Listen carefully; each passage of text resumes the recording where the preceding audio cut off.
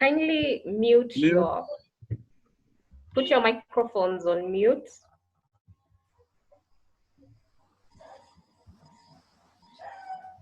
Okay, thank you. And introduce herself.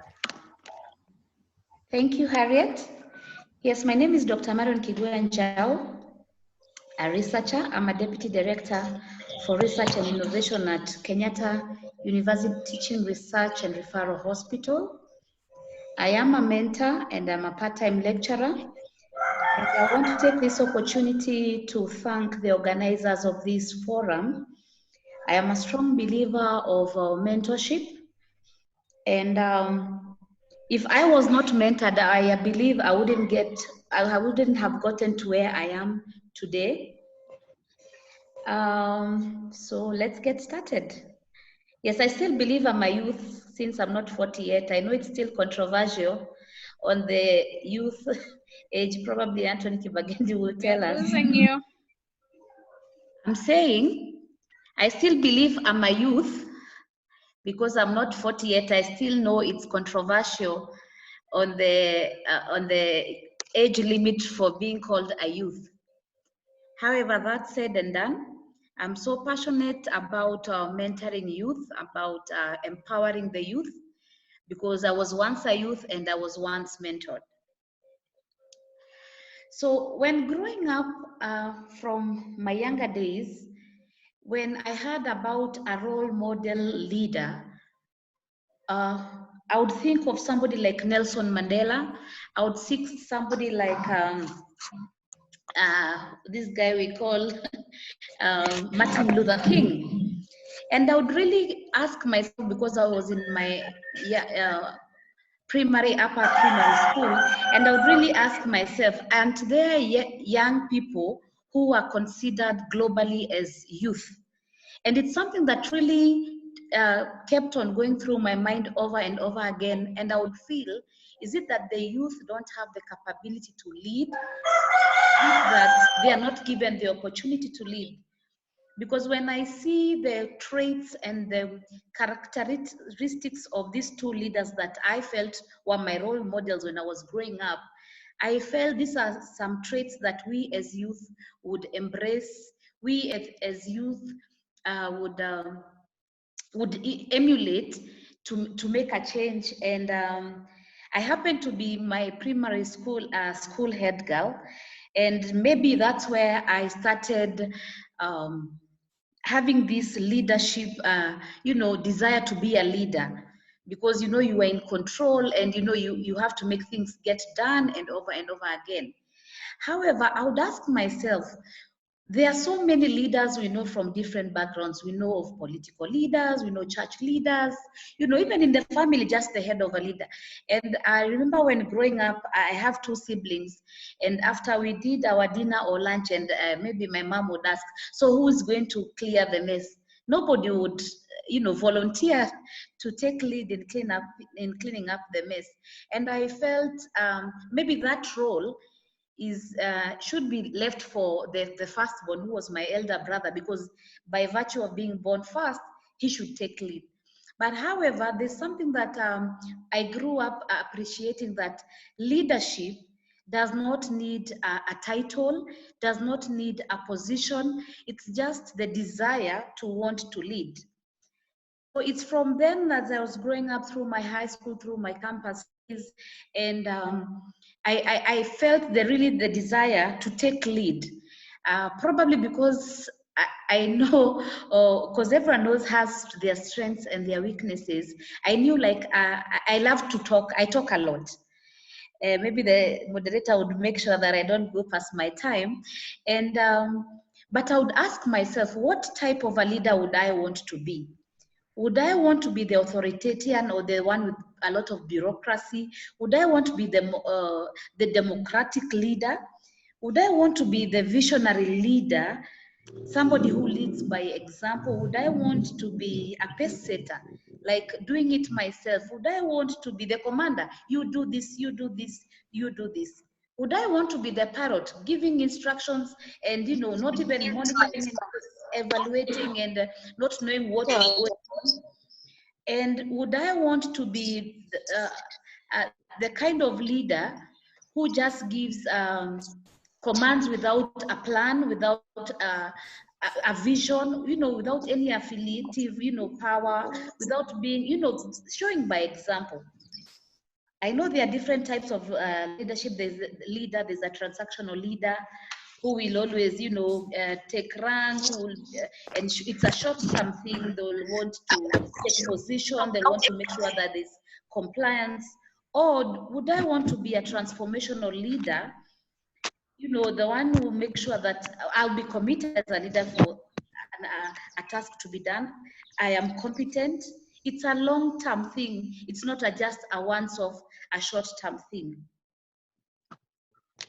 So with our society today, there's a lot of expectations from youth, and especially those in leadership. I being in a leadership position that I hold, and nobody really, despite of their age, nobody really rises to low expectation. All of us want to have very high expectations of where I want to be, what are my goals. Everyone wants to succeed. But in the society, what do we call a successful leader or a successful person? Is it because you are well-educated, or does making you, if you are well-educated, does it automatically makes you a leader? Is it because you are empowered in terms of your financial stability? Is it because you have a job? Because I know the unemployment situation in our country right now. Is it because of your sound mind that you have well-being? Or is it just because you have a conditional chair? But when it comes to youth and leadership, I have come to realize that success cannot be marked by those. Of course, those are the stature, the literacy, the status of, of the society. They are important. I'm not saying they are not, because if they weren't, I wouldn't be holding a leadership position as a youth. But from where I sit, I see leadership, and especially youth leadership. To get to the success, I see it as a journey whereby you have your vision. What do you want? What is your mission? What is your goal? What is your plan of action? How are you going to execute this plan to get to your success? And especially considering the societal pressures that they are right now. There's peer pressure, there's this social class status, and all these pressures that the society gives. And more so like now where we have COVID-19 and we know we are staying home, and there's not much to do really because we are not conducting our day-to-day activities. So we need to appreciate and to understand that success is a journey, and the journey only starts when you make the first step. Because when you keep procrastinating and saying, I will do, then you will never get to do, what you want to do. So of course, there are the soft skills and the hard skills. I want to concentrate on the soft skills. What are some of the things as a youth, bring you closer to become a successful youth leader? So some of these soft skills is, one is about clear communication. Are you able to convey your vision or your mission? How are your hearing skills? Are you the kind of youth that you will not hear anything from anyone else? Or you are the kind of youth who has an ear to listen, whether you agree or disagree with somebody's school of thought? Are you the kind of youth who has a positive attitude in everything? Are you assertive? Are you the kind of youth who is there to, feel sorry, you are empathetic, you like responsibility? Or are you the all work, no play makes Jack a dull boy? Do you have a sense of humor? Are you adaptable? Are you able to do multitasking? Are you able to work in a team? Are you self-driven? Do you accept criticism, for instance?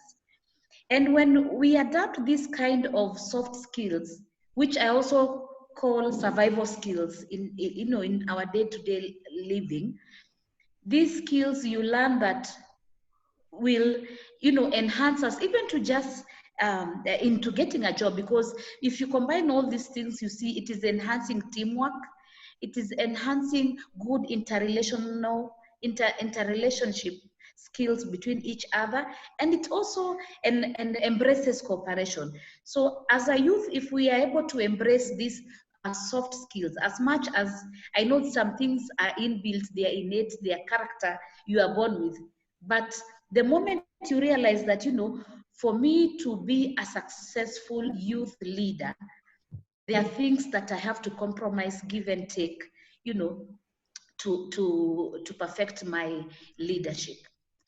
So who is a good leader? Is it a person who takes responsibility?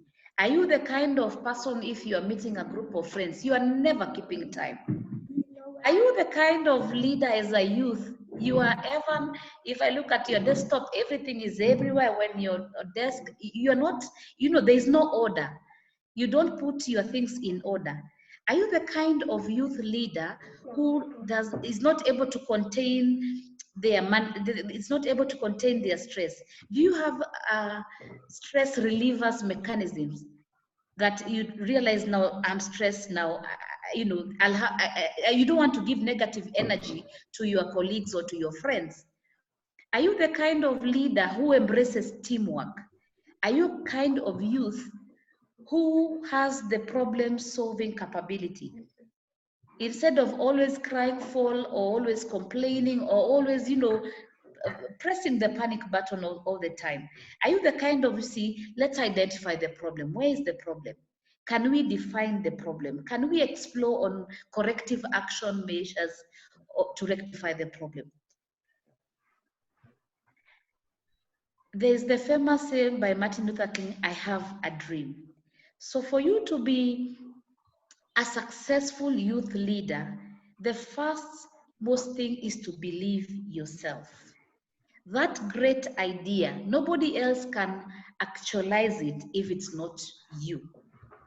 And like we said, that leadership is a cascade, is a process. And we said, if you keep on procrastinating, saying, I will do it, I won't do it, I can't, until you take the first step of believing yourself, of having faith in yourself, of, you know, and of appreciating your ability and capability, and, you know, just believe, if I can use the word kujichocha, like Swahili, of, you know, saying, I will do this. It doesn't matter what people say. And we have a very good example of President Obama, and his slogan was, yes, we can. As a youth leader, it does not matter whether you have a position or not. Leadership is something that you create for yourself and you become a leader.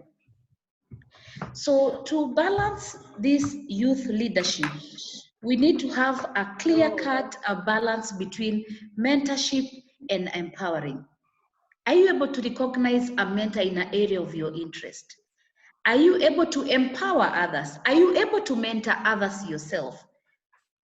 There's that cliche of developing that balance between mentoring, being mentored, and the mentorship process, and of course, empowerment. So to be the change that we want to see as the youth of this country and of the region and of the land, can we lead this change? Can we start the change?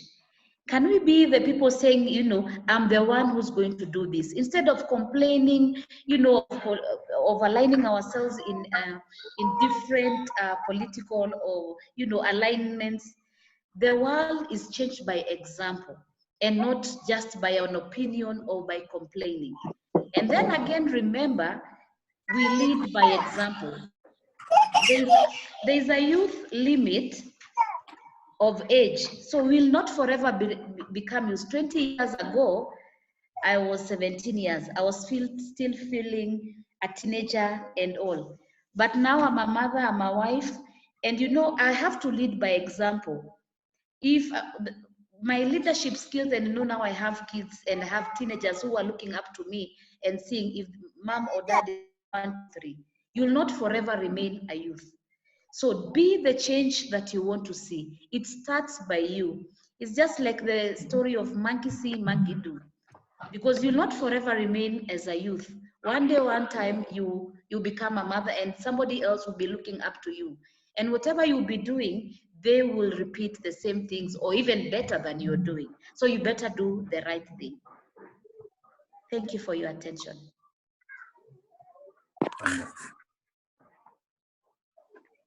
Thank you, Dr. Marion. Just in a nutshell, or to add on to that, she talked about continued self-improvement and self-actualization, like know yourself, turn your unique talents into an art. It all starts with yourself. And then just to add on to that, personal liberation or personal actualization. For example, the reasons why we seek political office. Why do we seek political office as youth? Is it because we think that it is a creative venture? But when we first actualize ourselves, when we first improve ourselves, then we can have something to offer other people. We can do this by advancing and improving on our education, our skills, so that we don't view it as just another lucrative position, but actually putting ourselves in a position where we'd have something to offer the society, something to offer the people. I can see Mr. Kibagendi has also joined us. Hello, Mr. Kibagendi. Yes, good afternoon. Good afternoon. Are you ready with your Yes. presentation? Kindly take it My sister, Dr. Marion, has really challenged me to the extent I feel like I'm inadequate because she did such a powerful presentation. Thank you. You can never be inadequate. We'll do with whatever you have to offer the youth. Oh, great. Yes, I'm ready to give my talk. The floor is yours. Okay, thank you so much for this opportunity. I should start by introducing myself. I'm Mr. Kibagendi Anthony. I'm the Secretary for Youth Affairs in the Office of the Deputy President. And of course, I have had an opportunity to also know Dr. I may not be knowing all of us in this meeting, but at least I know from now going forward, we'll get to know each other.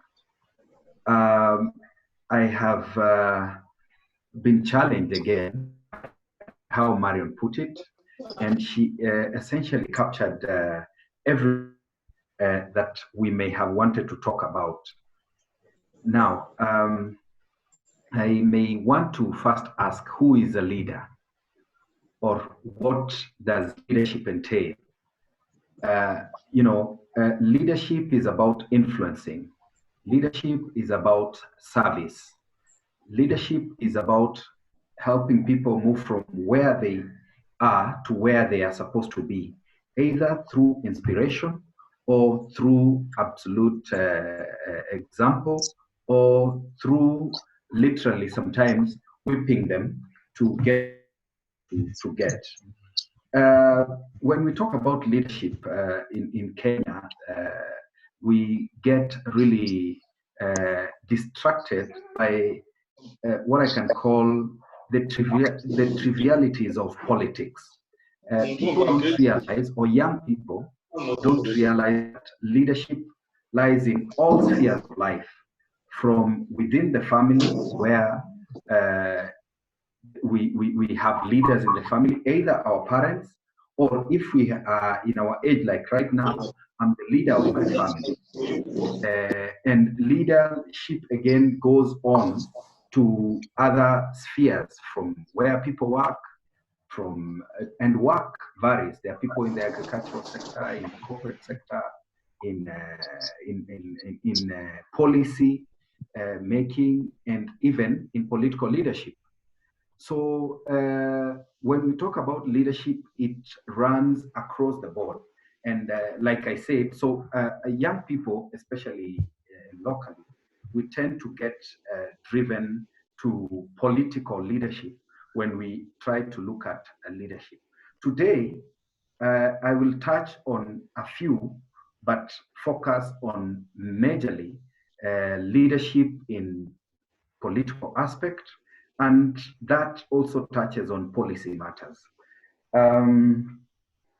You know, I always say that the role of a leader is to leave a trail of leaders.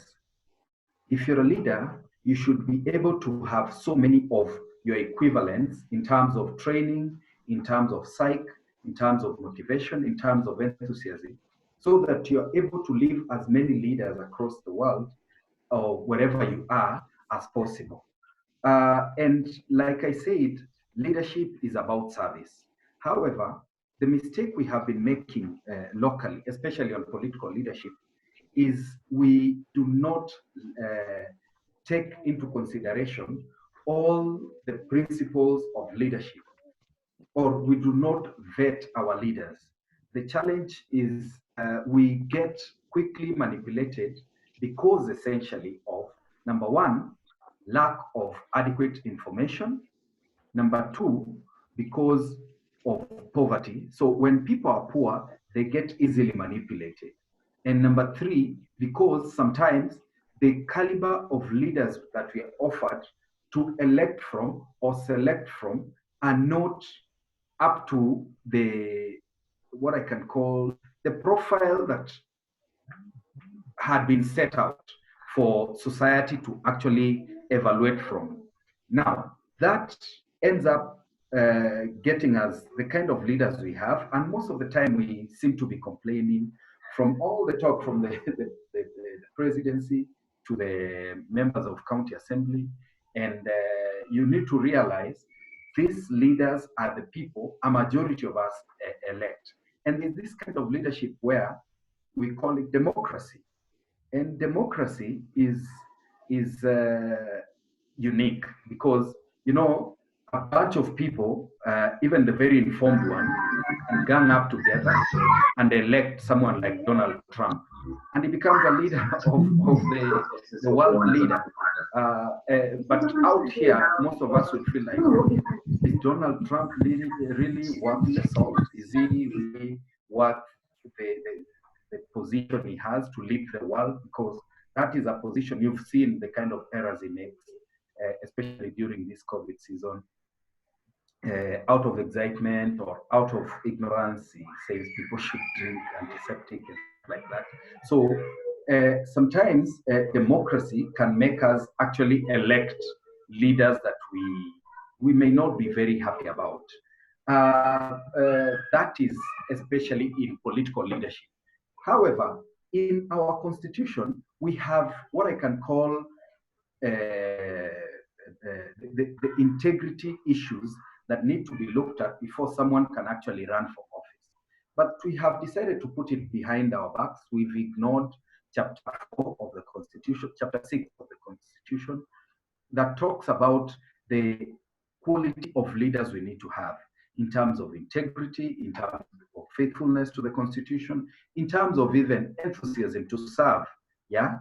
And that has actually led to the kind of leadership that we have. Now, when Marion was talking about having, can I call it a tagline or a psych that helps us to be able to, that motivates us or inspires us, be able to get the right kind of mind or the right kind of leadership. She mentioned Barack Obama and his tagline of yes, we can. And I tell young people in Kenya that it is possible to get the right leaders. If we decide now to come together, vet leaders appropriately, and have a number of points that if this guy is this way, then we will not take him. If this guy fits the bill in this manner, then we will take him. And again, as young people, we should always endeavor to take over from the leaders that we have. We live in the best times as a generation the best times because it is the time, of course, other than COVID, we have, as the world, we have managed to fight a majority of the diseases we've been having. We have internet. Most people didn't have it in the past. We have the best infrastructure in the world. We can travel by air, by road, by sea across the world. So we are the most exposed generation, yeah? And this generation should endeavor to take over leadership in whatever you are involved in. I talk to fellow young people about leadership beyond just political leadership. When it comes to, let's say, even in the civil society checks government, and civil society should have people with integrity, yeah? People who push government to improve in their policies, people who push government to fulfill their promises, people who push government to meet the threshold that has been set. Even within the civil society, we need leaders that have quality, leaders that have integrity, leaders that have the necessary skills. Moving on from the civil society, when I come to the corporate, in the corporate world, you realize we have young leaders across the world that are kind of managing major companies. If you look at, let's say, especially in the IT world, Facebook, yeah, you know, Zuckerberg, not 35 yet, and a lot of other young people who are in that sector. But what you do as a young leader, sometimes you may not be able to understand other principles of management because of probably experience. And that's where we come into what Dr. Marion mentioned. Leadership, sometimes you may have certain, can I call, elements, but you may not have everything that you need to actually lead. This is where we seek young people, coaches.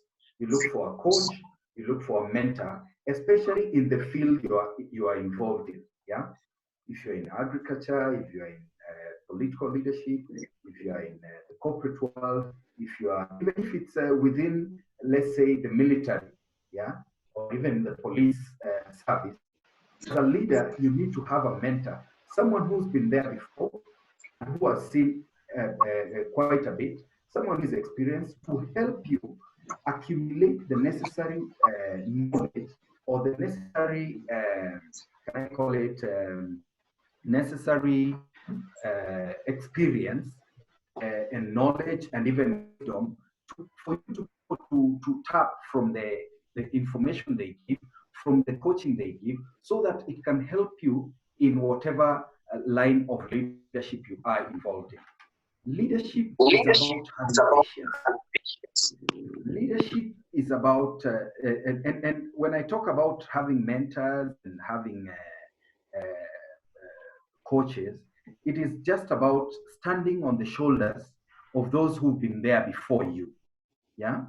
Now, this topic is a very, very, can I call it, very bold.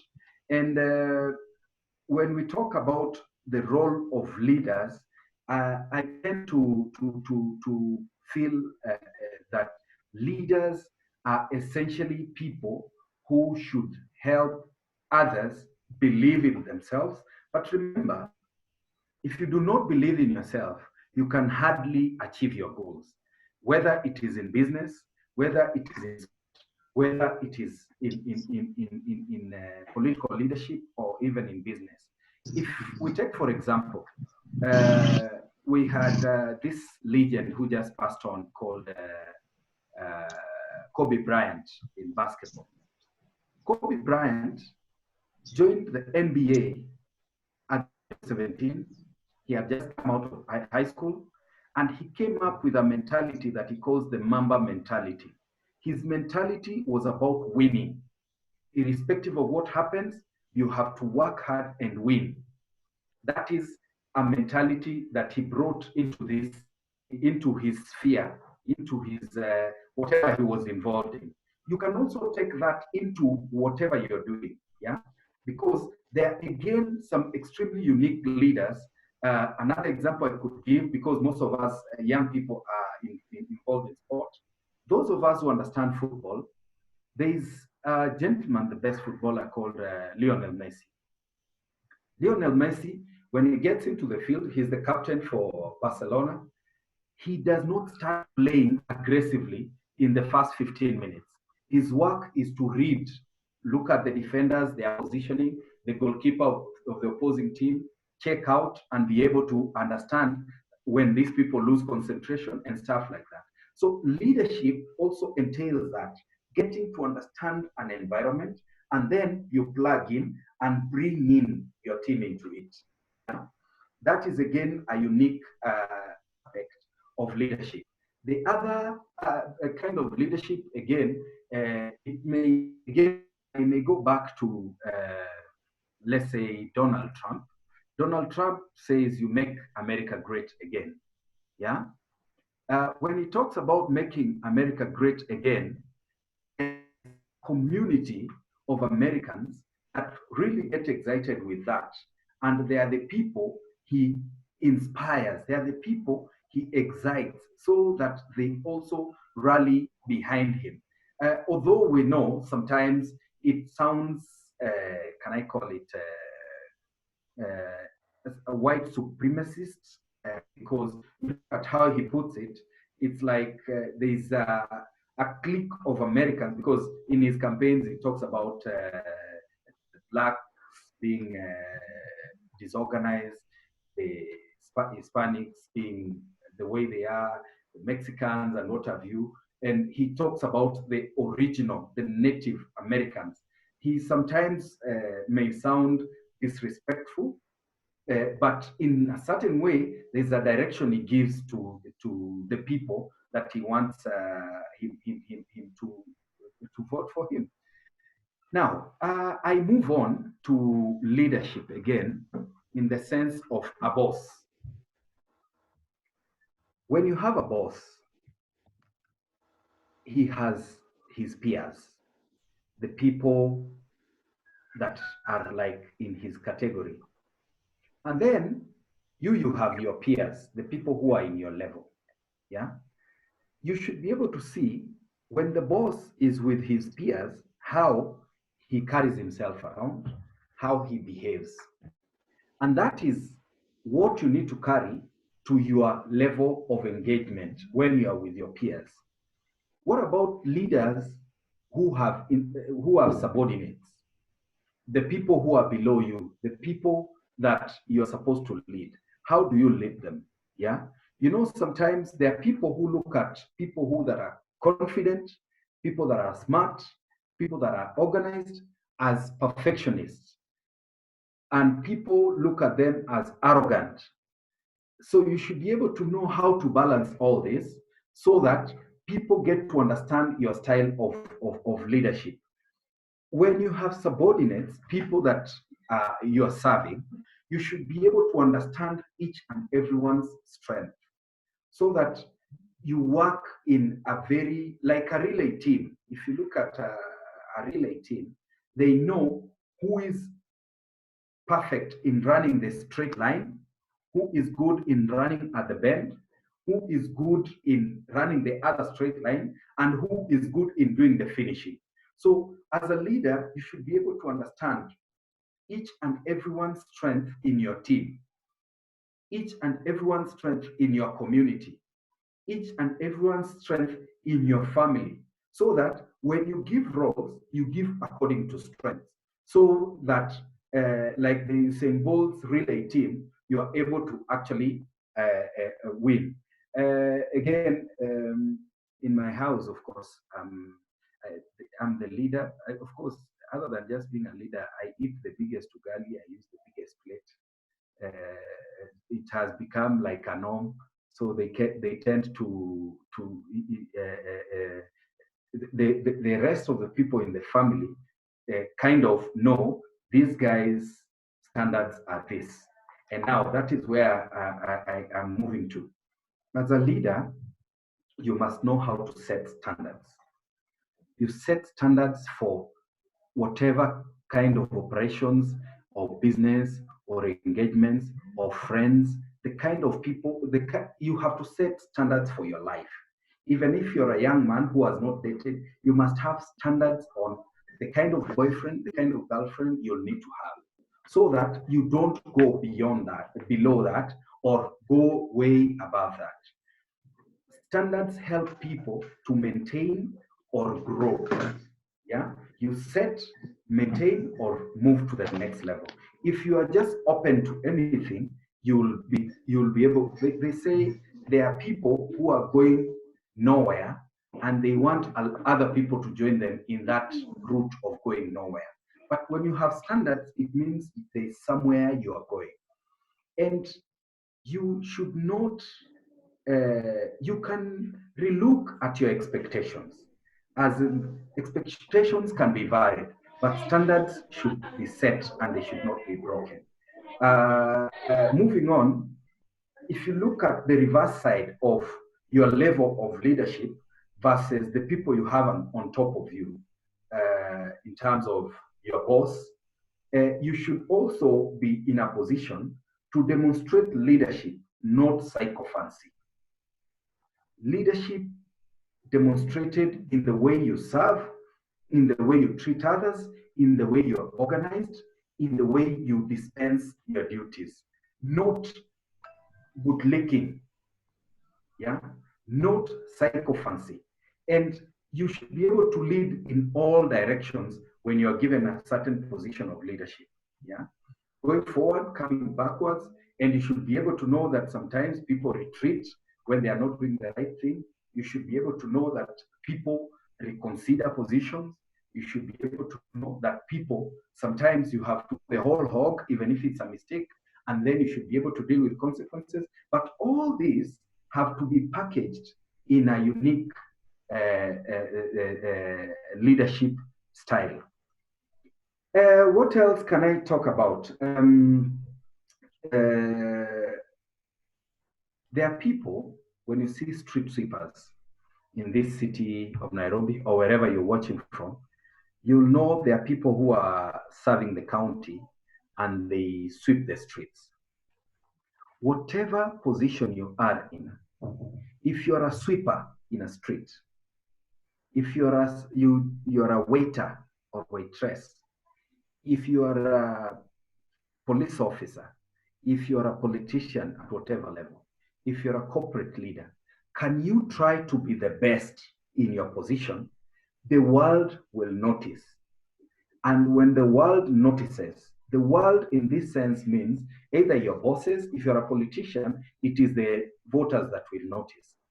If you're in the corporate world, there is someone who is on top of you who will be coming to evaluate your assessment. If you are a street sweeper, you have your supervisor. Always be your best. These people that are above you will notice and always serve with a smile. These people will notice and you'll be elevated. Even if you remain as a street sweeper, you'll be elevated as the best street sweeper. If you are the political leader in your, as an MCA, for example, everybody around your neighborhood will notice and you can be elevated to a member of parliament. And if you're a deputy president and you're good in your service and there are no issues, sorry to talk about it, you'll be elevated by the voters to the next level. However, if you do not show that you're a leader, if you do not leave a trail of leaders, if you do not do service, if you're not the best in whatever position you're given, then be sure you will be dropped by those people that are supposed to give you the opportunities to serve in the next level. I think I'll leave it there and allow people to ask questions. Thank you, Anthony. Now we can have an open forum session. If anyone has a question, you can just raise your hand and I'll be able to see it from there and we can address all the questions. If you have a topic, because the topic today is youth and leadership and it is quite a wide topic. We can tackle, which actually, it's in as much as it's limiting, it's also liberating because we can talk about anything else per se.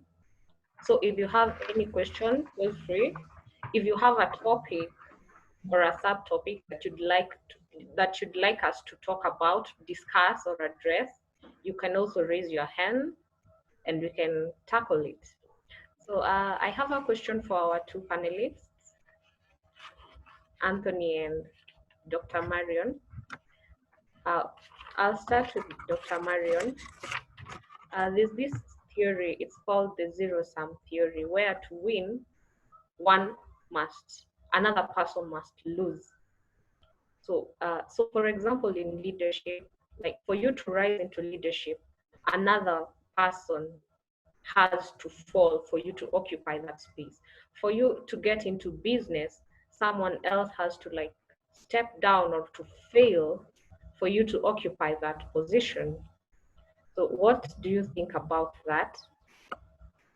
And then to Anthony, you talked about mainly the issue-based politics versus the personality cult politics. This is the politics of charisma. Maybe you can expound on that further.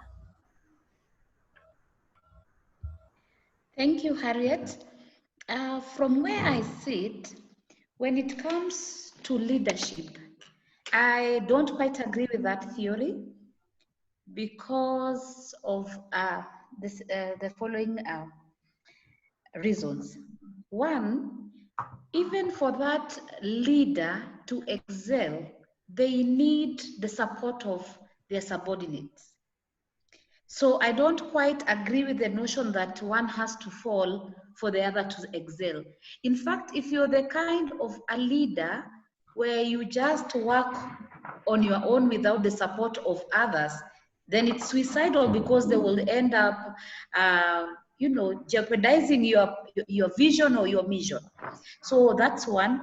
Secondly, I believe as a leader, you're supposed to have that motivational or inspirational to see where the people below you, where their strengths are and where their weaknesses are, so that you are able, for instance, if you find that staff X has a strength in this, though they have a weakness in this, you could, try to motivate them, to inspire them to excel in what they are good at the same time trying to see, how can we uplift this weakness. So teamwork is paramount when it comes to leadership. And as much as it's a theory, and a theory is a school of thought where people think different ways.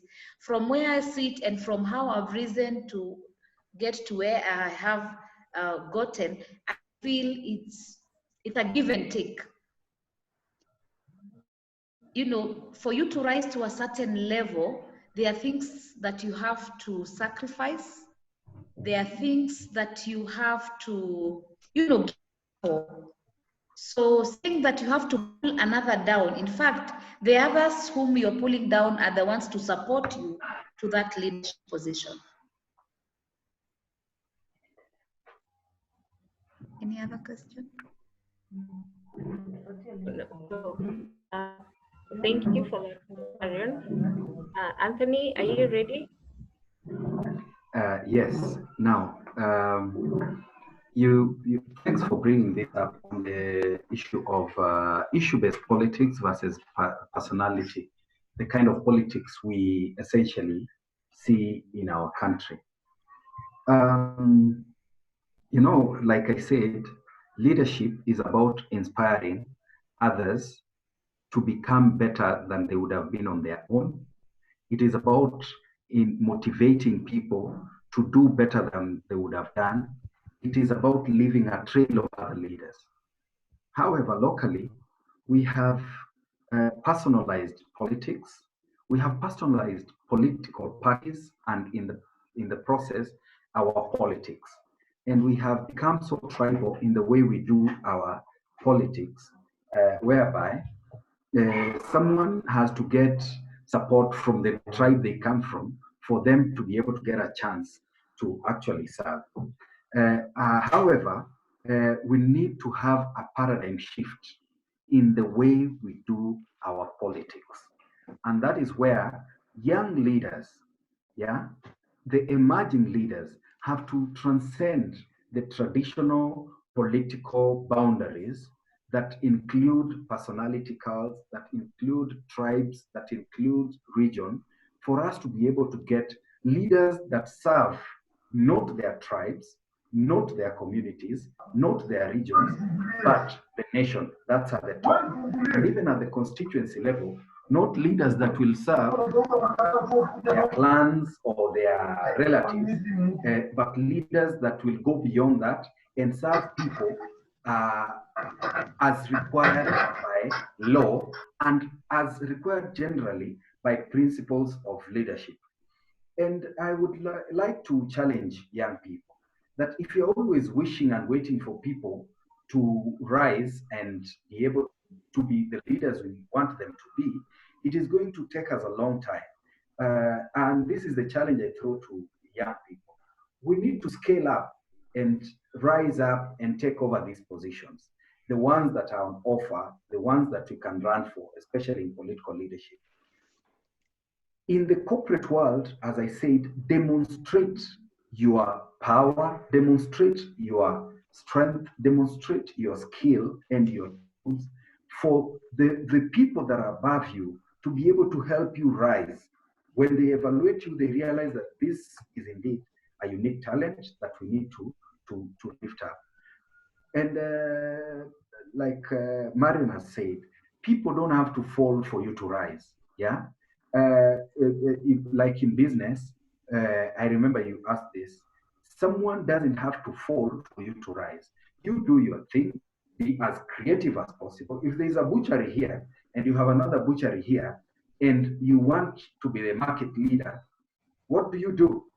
You can have a better display, have a mincing machine, have, if you realize this other butchery doesn't have, you get a mincing machine, and have probably better tiles and a better display and a freezer on the side, and your butcherman wears a smile through and through. Believe it or not, you'll become the market leader. You haven't waited for this other butchery to go down for you to rise.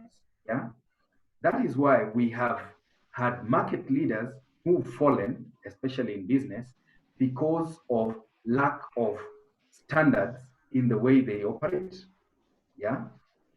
And again, something that I would like to tell fellow or young leaders, I'm no longer a youth because I graduated last year to the older group. Leaders get prepared for opportunities. Yeah. So that opportunities don't regularly pass them. So they are always prepared for opportunities. Out of three, they'll notice one or two and then grab one and run with it. It is better to be prepared for opportunities and not get one than totally be not prepared and then fall onto an opportunity and you're not able to do anything. I invite any question. Thank you, Anthony, for that.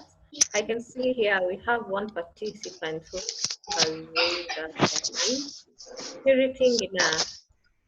Yeah, thank you to the panelists. It was such a powerful session.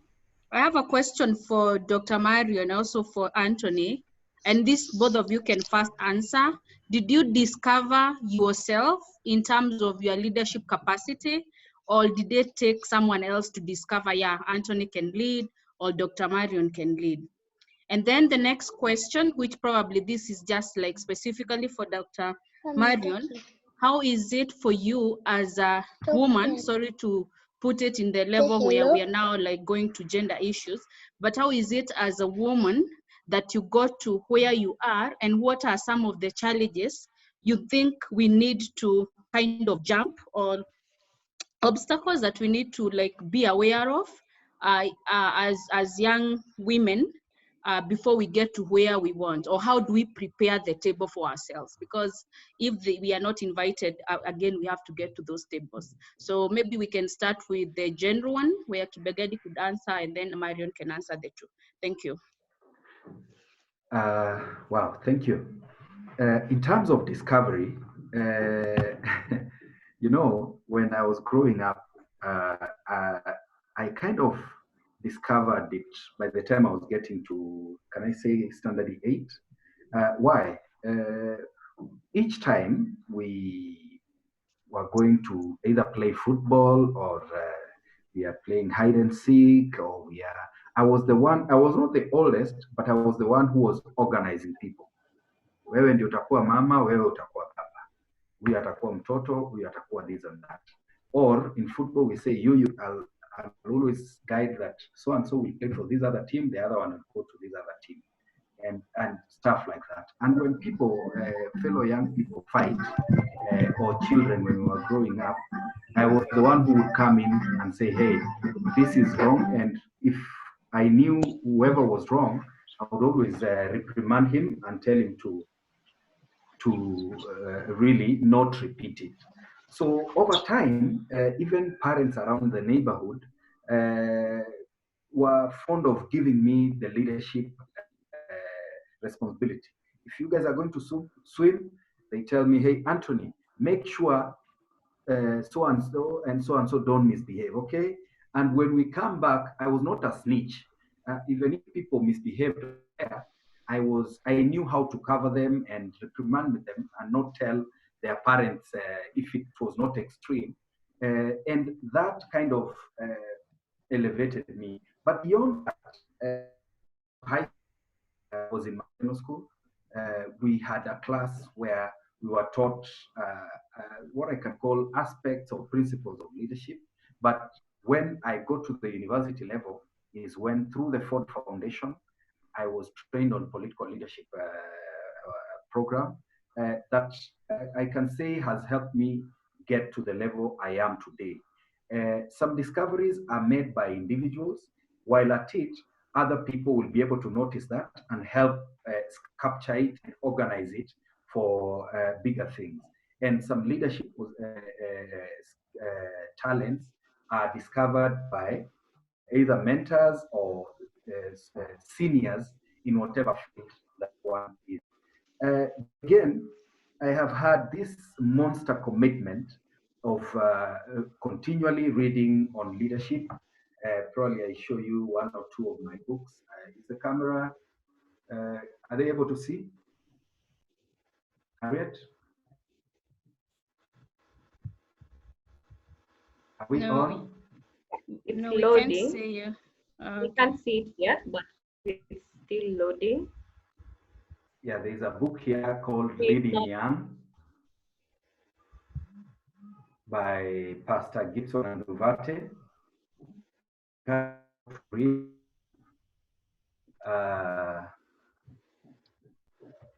Are we seeing it now? You can switch on your video so that people can see. Your video is off, I think. Is it off? Mm-hmm. You're seeing me now? No, not yet. I'll be able to send. It's Leading by Pastor Gibson. There's another one. One of my greatest writers is Leader 360 by John Maxwell. Of course, there are those of Robin Sharma. Robin Sharma has The Monk Who Sold His Ferrari, and there is the new one, the 5 AM Club.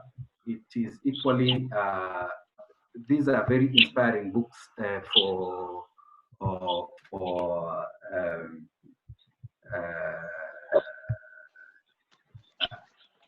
are you seeing now? Yeah, now we can. Seeing this book?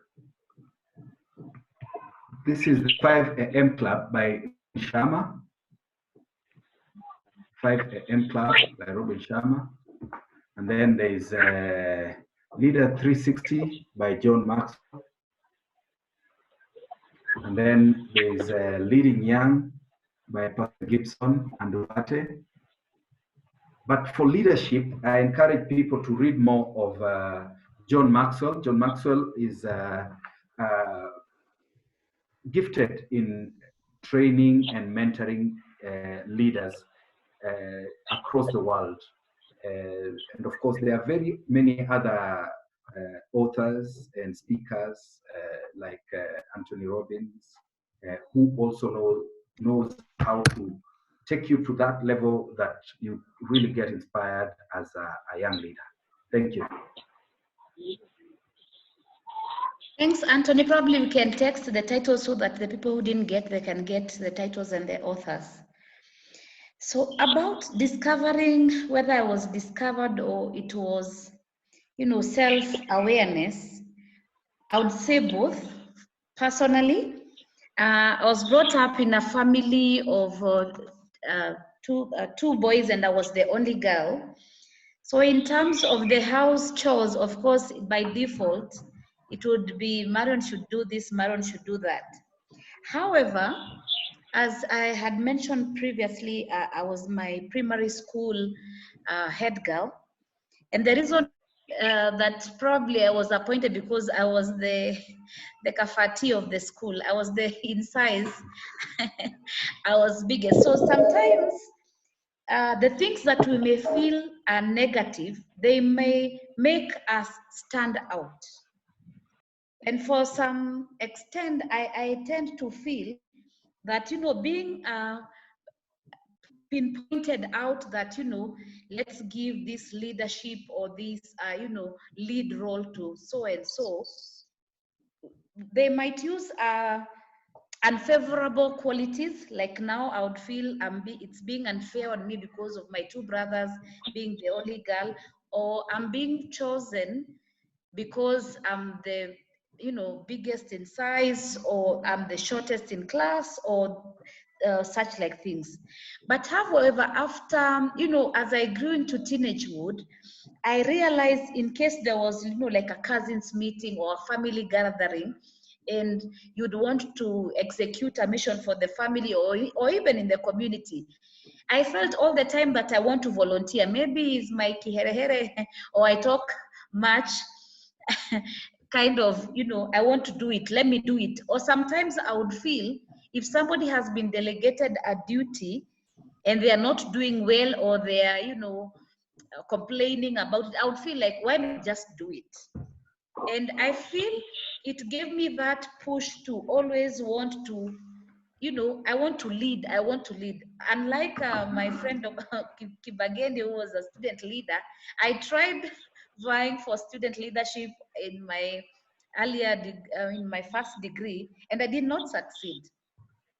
And of course, that really put me down because I know my personality, that I'm an outgoing person.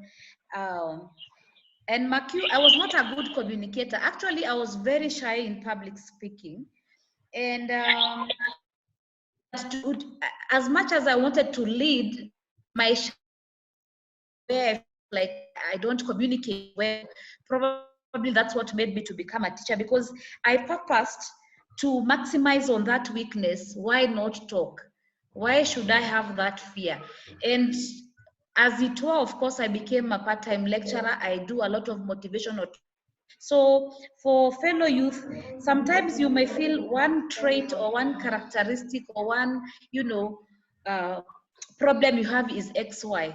Try and tweak it to be to your own advantage. So to the second question is about women and leading. True, I agree, it's not an easy task.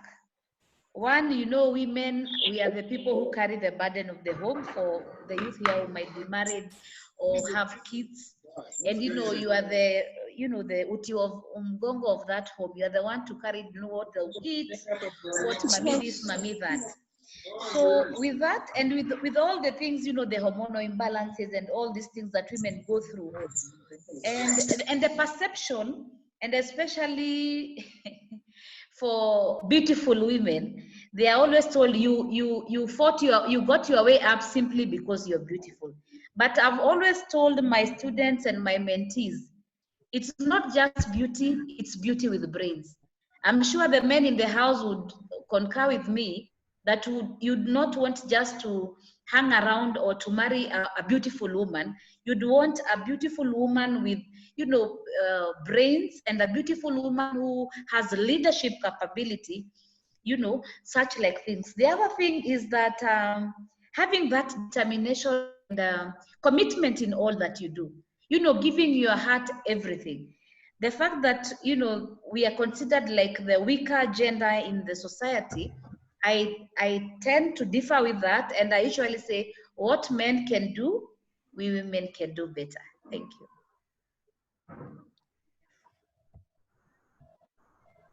you. Thank you, Dr. Marion, for that. Do we have anyone else with a question? You can just raise your hand.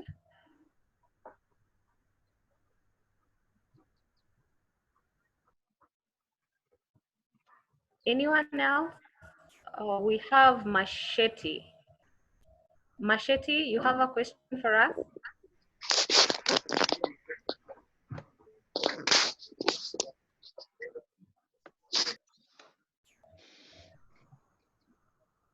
Machete?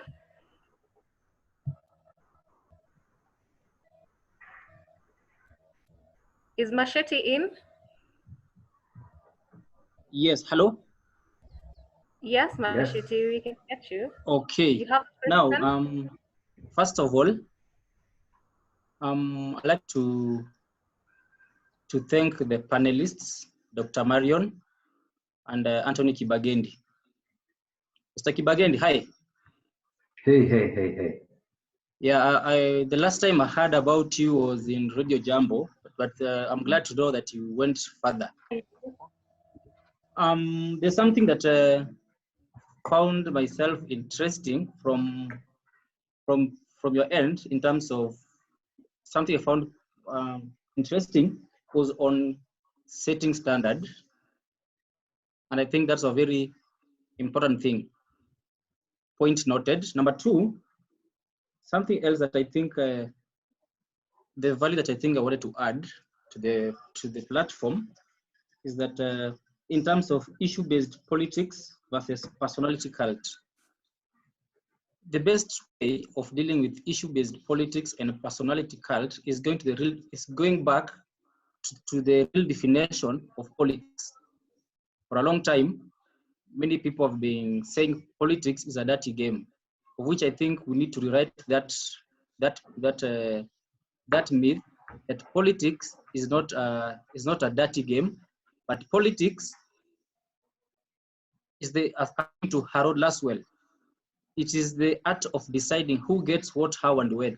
So the first thing in getting it right in dealing with issue-based politics and personality cult is by ensuring that we understand that politics is about resources. Now, if politics is about resources, how are we engaging the young people in discussing issues around resources? Number two, the question I wanted to pose to Kibagendi, being in the office of the DP Youth Affairs, what do you think is your scorecard in terms of affirmative action in regard to the Constitution, which requires that government to undertake affirmative action to ensure the youth have access to education, training, and into employment. Further, Article 97, subsection 1, requires political parties. As you understand how political parties operate in our country currently, you can see already what is happening in the media in terms of purge. You can see our national parliament has been held hostage by the executive. However, how does that happen? Article 97.1 requires political parties to nominate 12 members to represent special interest groups. Who among these interest groups are also youth. Again, Article 98 requires the Senate to have 2 members, 1 male and 1 female. And lastly, is on youth being represented in the county level in regards to Article 177C. So what do you think is the scorecard, and how best can we work out towards making the youth actively participating and being involved in policy making? Thank you.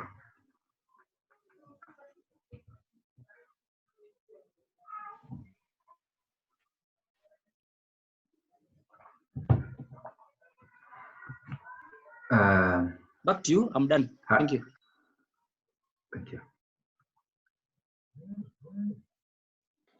Anthony, you could just take over. You could just add the question that I asked, and then we also give a chance to Dr. Marion to give her own opinion about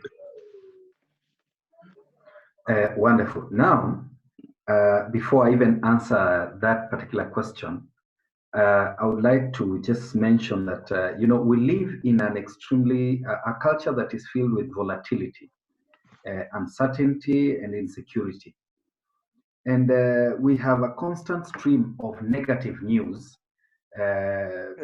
from all channels, whether local or international, and even through social media. And these have somehow made young people to succumb to what I can call mass mediocritization, where we do not seek to find truth, we don't work hard, we want things easy. And that diminishes our leadership capabilities. And we shouldn't really, as young people, be lasting for trivial or what I can call unimportant issues. Yeah. Most of the things that distract us are what I can call digital devices that are supposed to be enhancing life, and now they are becoming distractors, as in we are not able to concentrate without checking my phone on WhatsApp, Facebook, or Instagram, and that has brought about what I can call unhealthy competition amongst young people, because we are competing for what is not important and leaving out what is important. I'm impressed by this young man that has asked really important questions, and that he even understands the Constitution. And I will start by saying, you know, we may not all of us have perfect, or how can I put it? An imperfect past shouldn't hinder the glory of our fabulous future. What has happened to us in the past should not make us feel like we can not have a better future. On to the question that he asked, in terms of scorecard, I'll start with the tail end of that particular question, where he spoke about nominations. Nominations are mainly to take advantage of ensuring certain, can I call segments or sectors of the population are represented in Parliament, in the Senate, and even at the county level. However, it hasn't been done in the best way it should, because most of these nominations go to cronies and friends and people who are at the mercy of the party leaders or the community honchos or the gatekeepers of your constituency or your regions. So it hasn't been done in the best way possible, because again, most of us, most of young people may not know actually who is in parliament to represent them, because it is through this person that they should be able to push their agenda. Anything that involves young people, any agenda that involves the youth policy, that is where they should be able to push it through. But we shouldn't allow that to limit us in terms of what the world hosts on us. Should not be a reason for us to not pursue this further. So we are hoping over time we should be able to clean up our politics, like the gentleman said, to be able to get the right leaders to represent us, whether elected or nominated. I can use an example of Senator Isaac Mwaura. No one doesn't know him in this country. Isaac Mwaura is in parliament to represent people living with disability. This guy has gone out of his way, and he's doing so well in representing people living with disability, from issues to do with profiling people with albinism, people with certain disabilities, all spheres. The gentleman has really stood out for these people. Yeah, he is the person who has ensured these are an association of people living with albinism, an association of people living with disability. These associations have been elevated. They even get budgetary allocation from government, and he has even pushed what I can call donor agencies or development partners to put in funds for capacity building or for infrastructure development, for wheelchairs and stuff like that. He started the Mr. and Miss Albinism, and there are the games for people living with disability that have been hosted by the Machakos County government twice. He has demonstrated that he can represent this particular part of our society, and that is what needs to happen. In terms of scorecard on affirmative action, the government has tried, but we have not gotten to the level we can say now we are. In terms of education, we know the government is supporting, of course, free primary education. And at the secondary level, again, we know the measures government has taken in improving infrastructure in public secondary schools. If you are in a public secondary school, day school, you know the school has been enormously subsidized. And even for those who are in boarding school, you know how that has been subsidized. Beyond that, when we leave high school, people who are supposed to join university, they join, and there is higher education loans board, and there is this category that has to go to mid-level colleges, especially the technical and vocational education and the TVET institutions. This is where money is. TVET. Technical training is where you don't need to wait for employment. You get trained and you start off. If you're a mechanic, you don't have to wait for somebody to employ you in a garage. You can start off from your estate, and then over time look for a partner to help you find space and set up a garage. If you're an electrician, you start installation of stuff or CCTV and stuff like that. Even installing TV or even DSTV, it is something that needs technical know-how. If you've studied masonry, you know kujenga, you know kazi ya mjengo, you don't need an invitation. You know, plumbers, you cannot get the best plumbers in this country. Why? Because plumbers that we have now have learned it through apprenticeship. They didn't necessarily go to school. Yeah, so they are not the best, but now we are beginning fresh ones who are coming out of technical training. Those who've gone through apprenticeship, I'm not saying they're badly off, but there are one or two things that they miss. So TVET is an opportunity for young people to be able to be self-employed. Now, on the issue of employment, of course, government hasn't done much because of prevailing situations. Government is supposed to organize, ensure there's security, there's infrastructure, there's all this, and then the private sector invests, and then employment is created. However, our tax regime, our registration processes, and other aspects that are under review have made it hard for certain sectors to grow so that young people can get employment. But all this is work in progress. You know, in one day, and that is why I'm saying government is doing something. On the issue of entrepreneurship and business, is the issue of the youth fund that young people can access as a group, you can access, or as an individual, depending on the kind of business you want to do. That is an opportunity for young people. Remember, through the youth fund, you can also fund it to do tenders. If you get an LPO, there's something called LPO or LSO financing that can be done through the youth fund. And then there's something called AGPO, access to government procurement opportunities. This is a big deal. It is everywhere in government, from the county governments to the government state corporations, we call them parastatals, to the national government, now the mainstream government. These opportunities are there for everyone to grab. There are categories for young people and women and people with disabilities. where the businesses there are purely for that particular segment of the population. And the AGPO, when you get AGPO, again, in terms of payment, you don't wait like other businessmen that wait for 6 months, even 1 year or 2 years. Young people are paid promptly, and we are trying to push so that they can be paid at least within 90 days of supply. I believe because of time, when we'll be doing the entrepreneurship webinar, we should be able to talk about all the opportunities that are available for young people in government that young people can take advantage of to improve themselves. Thank you. Thanks, Kibagendi. I don't think I could add anything because you're a political leader.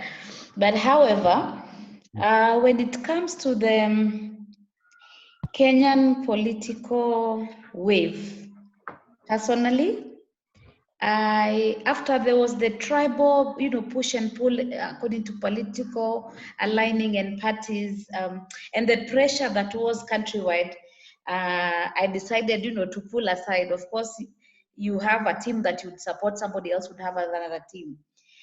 So for me, and being a youth and being a mentor for youth, what I advise to fellow youth is that we use the social media platforms available to us for own gain, not just, to bash the other party or to bash the other, somebody whom we don't agree with their ideologies, and make sure that we maximize on the safe spaces we have as youth, in terms of mentors, apprenticeship, empowering each other.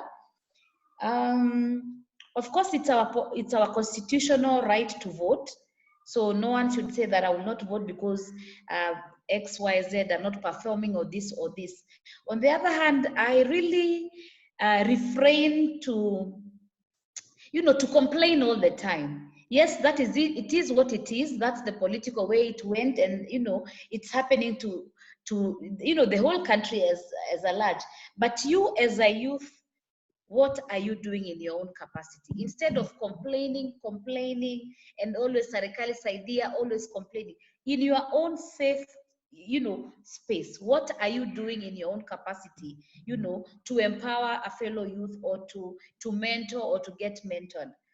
And then the other thing I wanted to add, I know it's not related to the political thing, is that when these posts are advertised, whether by state corporations or, private or public sectors, most of the times the experience years they give is like over 10 to 15 years. I'm 37 now. If you're telling me that I should have gotten my PhD, 10, 15 years ago and worked, really is not. But look at me, there's this position that I'm holding. As long as you believe in yourself, apply for that position. Mwende mpigane kwa debe, let each one, go and fight and, and give relevance and show your leadership roles. And that's how I ended up for this position. So when we see these adverts, let's not say already they are saying 10 years, already they are saying 15 years of experience.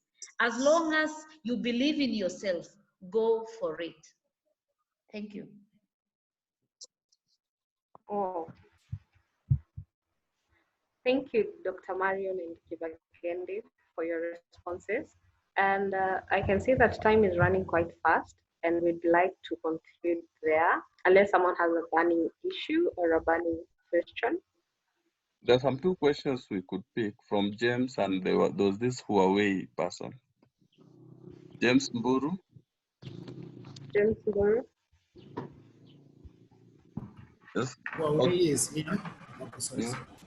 We'll pick one from James, then we finalize. Okay. And then Huawei? Yes, yes, I'm here. Okay, yeah.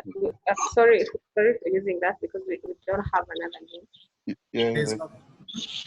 My name is Edward Mwangi. Okay. Yeah, so I can proceed. Yeah.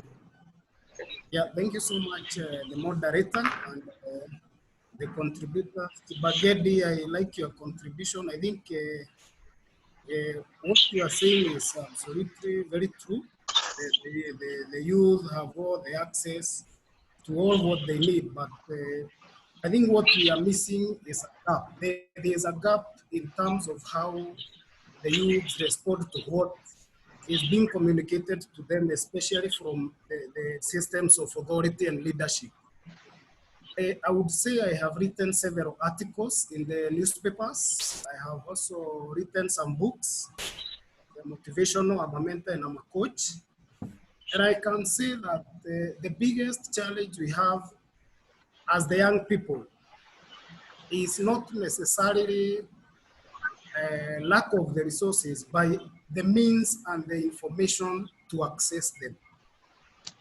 When we come to the issue of leadership, we have seen so many times leaders like Barack Obama, the speeches like people like Thomas Sankara, when they give speeches which are documented and the youth can be able to access and to actually relate with what their nation or their country wants.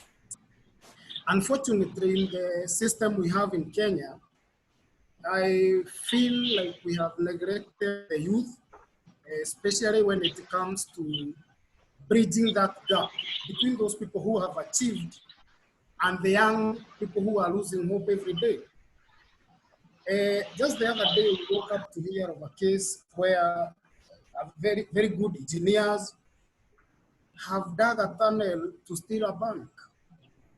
Those people are not stupid. They are not, we cannot say they are not wise, but they don't have the right element of the future. It's like a group of people who know, yes, I have this element of education, but at the end of the day, it seems like there's nothing that I'll be able to contribute to the society, or there's nothing, there's nobody who hold my hand and show me the way. So I think I wouldn't want to talk so much because I'm just a new member, I've just been added, but I want to say that even as we continue gearing towards talking about youth and leadership, as long as the commitment is not there, the youth are not willing, we as the youth are not willing to exit our comfort zones, and that I said, we'll go for it. We will never, we will watch other people living their true dreams when we always dream, when our eyes are open and we are not going for what we are supposed to be achieving. So thank you so much. I don't want to exit there. I'm told that time is up. Thank you, Ed. Do we have anyone else with a burning issue? Anan? Okay, I'd like to thank Anthony and Dr. Marion presentation, and I'd like to now channel us back to Walter and the Zizi Afrik team to give their vote of thanks, and to also thank them for